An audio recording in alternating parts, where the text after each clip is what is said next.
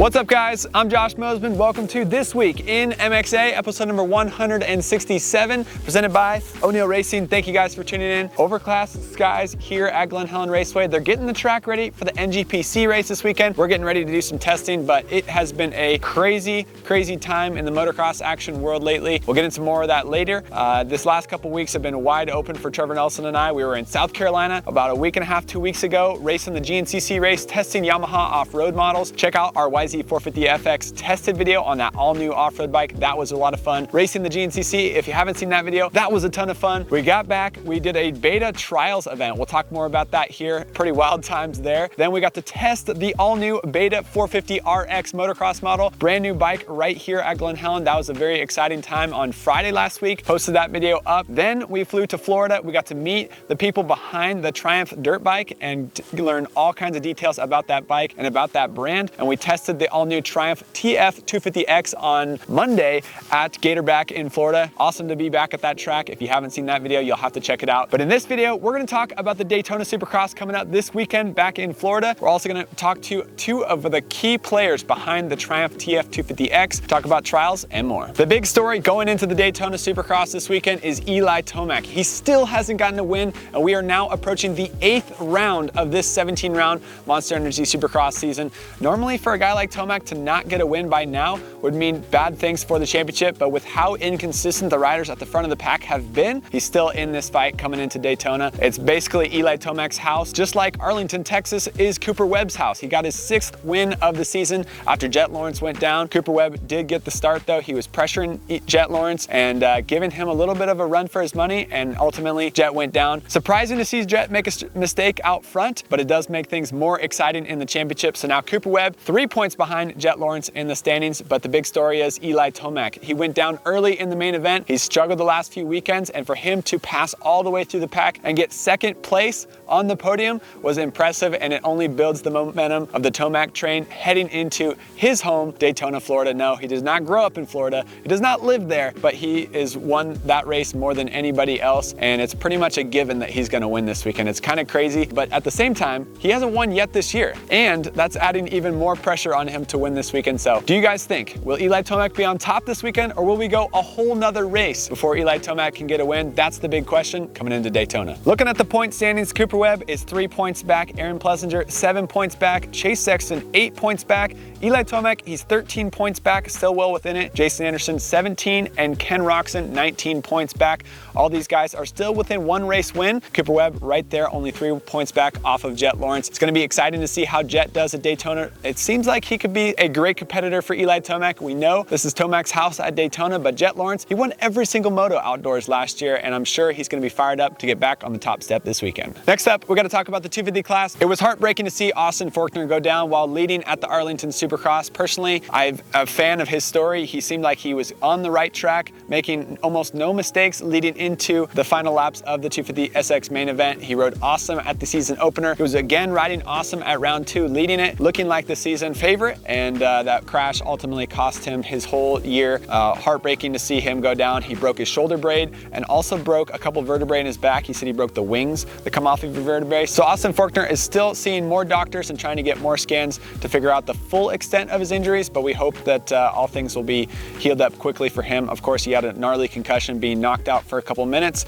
Austin shared a very emotional and tough video on his Instagram explaining just the challenges that he's gone through coming back from so many injuries over the year and then taking such a hard blow in that crash at the Texas Supercross. He explained also that he lost a contact out of his left eye. I don't wear contacts, but I know people who do, it would be extremely difficult to ride with 1 contact in, 1 contact out. So long story short, we hope the best for Austin Forkner and wish him the best for his recovery going into the rest of the year. With that though, the 250 East Coast Championship has been completely jumbled up with a lot of riders going down at the start of the 1st round and then Austin Forkner going down at the 2nd round. Max Anstey, he now has the points lead on his Firepower Honda CRF 250 after finishing 2nd at the opener and 6th at round 2. Pierce Brown, he finished 5th at both races and now he is 2nd in the championship. Pretty wild to see how consistency pays off in the 250 class. Daxton Bennick won the season opener but struggled at round 2, so now he's 3rd in the championship. He is 6 points behind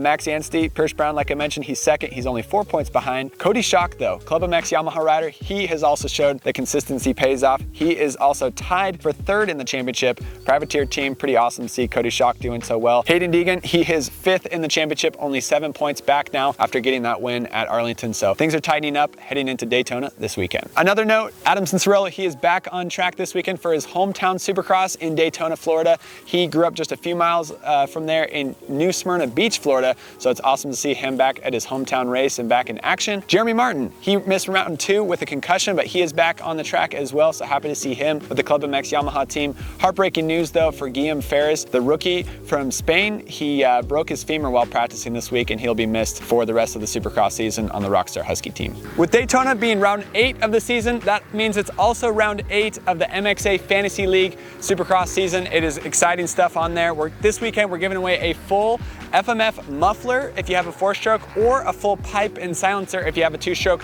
to the winner of the MXA Fantasy League app this weekend after Daytona. It's free to download, free to play. Get it in the App Store. It's been fun for me to play. Last weekend I had Jet Lawrence winning the weekend, and then last second I heard Cooper Webb talk in the morning on the TV broadcast that he said he was going to win. I was like, all right, I kind of believe this guy. I picked him to win and I got double points for it. So that worked out for me. This weekend, MXA Fantasy League app. Get signed up, free to download, free to play. Hope to see you there. FMF, thanks for giving away the prizes. Let's head to Florida where we talk to 2 key players behind the Triumph brand. I feel shorter now. I'm wearing boots, don't feel too bad. You're still taller than me. I've got my heels on. Yeah, I know. All right, guys, we are having a ton of fun. Gatorback, my first time here since 2011. You guys brought us all the way out here from California. Ian, Kimber, and Rod, say it again? Lopusnak, in charge of Triumph, and just give us your rundown. So, Ian, you're GM. Rod, you're GM. I'm the general manager for North America. Okay, and then Ian? Head of off-road programs. Awesome. So these are kind of two bigwigs right here for Triumph, and I've been having a ton of fun learning from you guys more about the Triumph brand. For me, growing up in the dirt, I don't have street bikes. My dad does, but I'm a little disconnected from the Triumph brand. So, Rod, you explained at breakfast that you guys jumping into the motocross space is helping bring awareness of Triumph into younger generation riders, and it's kind of the opposite of what KTM did, right? They started in off-road and then they've kind of expanded into street. You guys have started in street and now you're expanding into off-road, and this is the first bike, but it's not the only bike you're going to do, right? Yeah. So there's, this is an exciting, because it is our first bike and it's our first opportunity to jump into this. So we're super excited, and the whole off-road world is really younger than our current customer base. So this is going to give, Triumph dealers and Triumph customers the opportunity to start much earlier, which in turn will sell us more motorcycles, bring more people into the sport, but also bring more people into Triumph. So that is really one of the key focuses for us, to expand our product range, and to where, the average off-road customer now is driving past a Triumph dealer. Yep. Now this is clearly going to give them the ability with a very premium product to stop and experience Triumph in all different segments. So it's pretty impressive what we've got here today. You guys can already check out our video, our full tested video. It's live now on our YouTube channel and website, where we talk all the details about the bike and how it works today.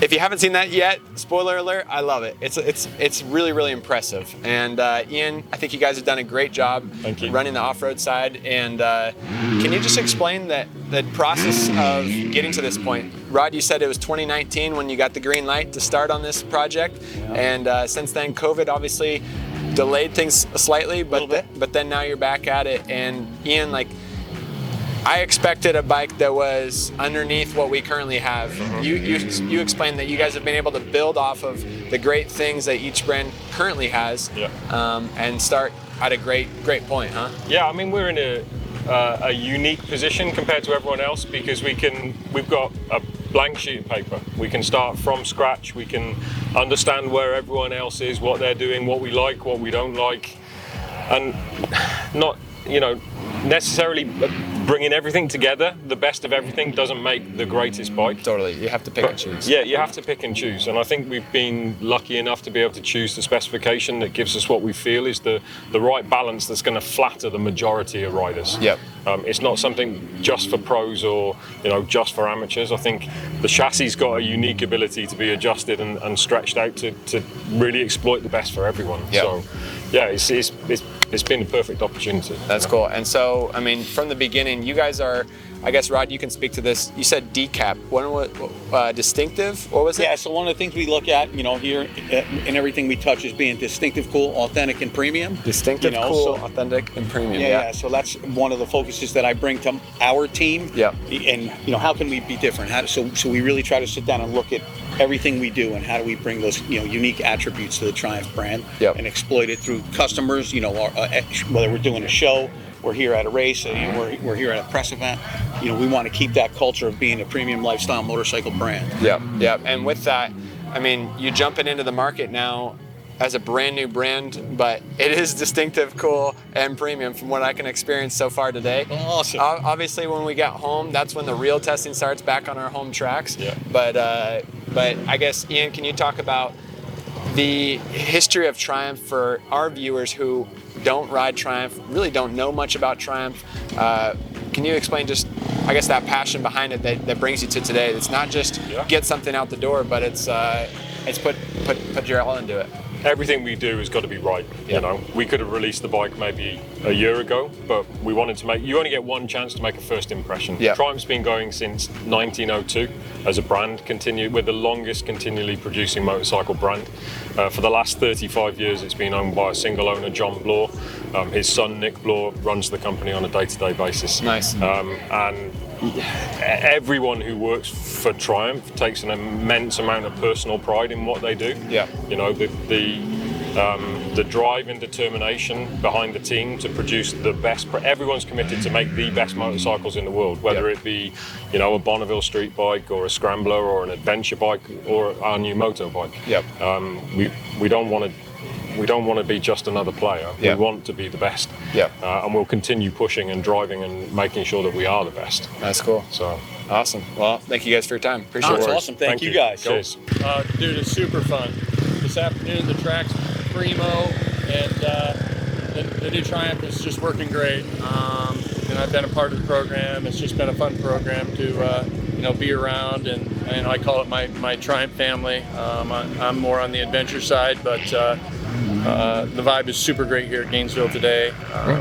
Everybody's loving the bike, and so nothing but positive vibes. So, you know, Rod called me on the adventure side 5 years ago. I've always wanted to start an adventure business in Michigan and show everybody really how awesome Michigan is and what riding we have there. And so, you know, Rod had called me 5 years ago. He said, I'm all in. We want to sell bikes. We're going to hire a couple of people in this company to advance us. And yeah, that's why I call it my family. You know, they hired Ricky and they've taken care of me unbelievable for the last 5 years in the adventure world, and then dabbing in on the MX bike. So it's been a super blessing on my part. I kind of pinch myself. Is this really happening to me? But you know, history repeats itself. You do good things come back, and so I'm super proud to be a part of the whole Triumph family. I think from what I'm seeing so far, let's say short clip. Yep. I think the media guys are. I think they're down on it. I think they like it. It's going real well for the day so far.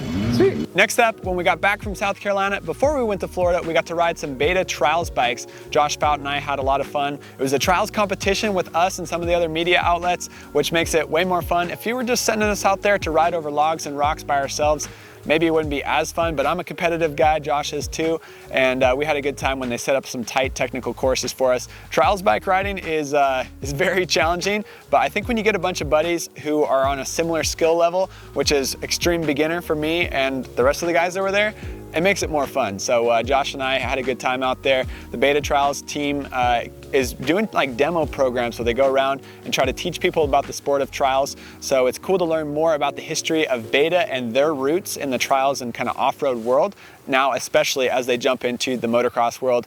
Really cool riding their Beta 450RX, and we're excited to put more time on it. Today we're going to ride it a little bit more at Glen Helen and continue to dial in the forks and get some more traction on that front end.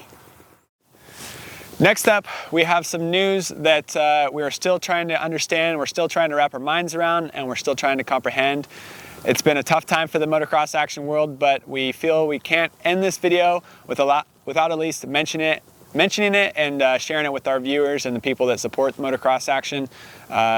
One of our best test riders, Randall Fout, passed away this past weekend while racing here at a Grand Prix race on Sunday. I got the call as I landed in Florida, and it was just one of those things that you don't ever expect. And Randall was one of our best test riders. He changed all of our tires. He lit up, I like to say he lit up the room, but we didn't really hang out in any rooms. We pretty much just hung out here at the track, at Paula for the National, and at other races and tracks. So Randall lit up the track wherever he went, and him and Josh Fout have been in close, I could say, integral part of the motocross action crew and family. Josh Fout is my right-hand man. Randall was Jody's right-hand man, and it's something that we're still trying to wrap our minds around. We appreciate everybody who's extending their support. Randall passed away while riding here on Saturday, doing what he loved, and we're going to continue to wrap our arms around the Fout family. Randall leaves behind Josh Fout, Logan Fout, and Jake, and we're going to continue to keep those guys in orange helmets and keep them at the track. So we appreciate you guys' support. Anybody who feels inclined to give financially to support Logan Fout, the 11-year-old son that Randall leaves behind, there's a GoFundMe link on our website, and you guys can search that for Randall Fout. Thank you guys for watching this video. Heartbreaking news from the motocross action community, and we're going to keep moving on, and we appreciate everybody's support.